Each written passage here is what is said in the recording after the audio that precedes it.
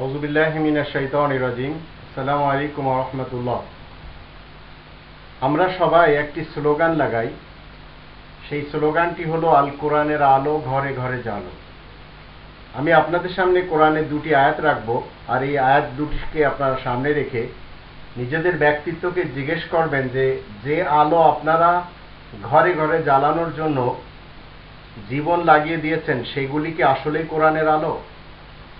কোরআনের যদি আমরা ৬ নম্বর সূরা আল আনআম এর আয়াত নম্বর ১৫৫তে দেখি, এখানে আল্লাহ বলছেন, ওয়াহাদা কিতাবুন আনজালনাহু মুবারাকুন ফাত্তাবিউহু ওয়াত্তাকু লাআল্লাকুম তুরহামুন। আল্লাহ বলছেন যে এই যে কিতাবটি, হাদা কিতাবুন আনজালনাহু, তিনি নাজিল করেছেন। এই কিতাবটি আল্লাহ বলছেন আমি নাজিল করেছি।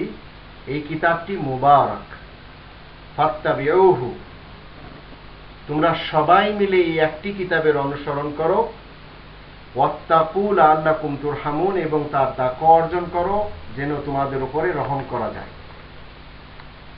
এরপরে আরেকটি আয়াত সূরা ইব্রাহিমের প্রথম আয়াত আমি আপনাদের সামনে রাখব। আল্লাহ বলছেন, আলিফ লাম রা কিতাবুন আনজালনাহু ইলাইকা লিতুখরিজান নাস মিনাজ যুলুমাতি ইলান নূর বিইذনি রাব্বিহিম ইলা সিরাতিল আজিজিল হামিদ। তুমি কি দেখবে না একটি কিতাব আমি নাজিল করেছি তোমার দিকে, যেন তুমি মানব সমাজের মধ্য থেকে যারা অন্ধকার মতবাদে আছে তাদেরকে আলোর মতবাদে তুমি নিয়ে আসতে পারো।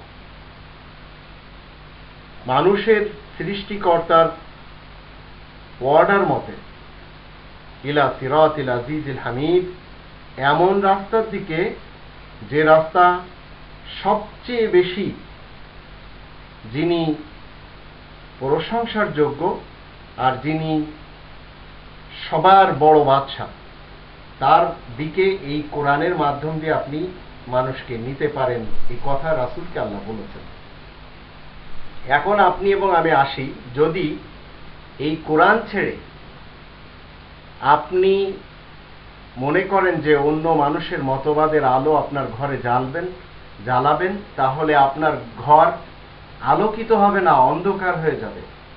আপনি যদি মনে করেন যে এই কোরআনের আলোর মোকাবেলায় পশ্চিম পাকিস্তান তৎকালীন যুগের মওদুদী সাহেবের মতবাদকে আপনি আপনার ঘরে জ্বালাবেন, প্রাচীন যুগের দেওবন্দ এবং বেরেলির মতবাদ যদি আপনি আপনার ঘরে জ্বালান, আশরাফ আলী থানভী সাহেবের, জাকারিয়া সাহেবের, এই সব লোকদের মতবাদ যদি আপনার ঘরে জ্বালান, আর আপনি মুখে যদি বলেন যে আমি আল কোরআনের আলো ঘরে ঘরে জ্বালো, এই স্লোগান বিশ্বাসী, তাহলে আপনি একজন মিথ্যাবাদী।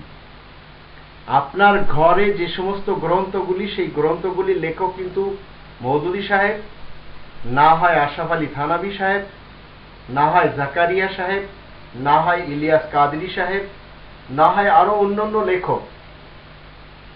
আর এই স্লোগানগুলি সেই পাকিস্তানের পিরিয়ড থেকে মানুষেরা শুনে আসছে, আর আজ পর্যন্ত আপনার ঘরে কোরআনের আলো জ্বলল না।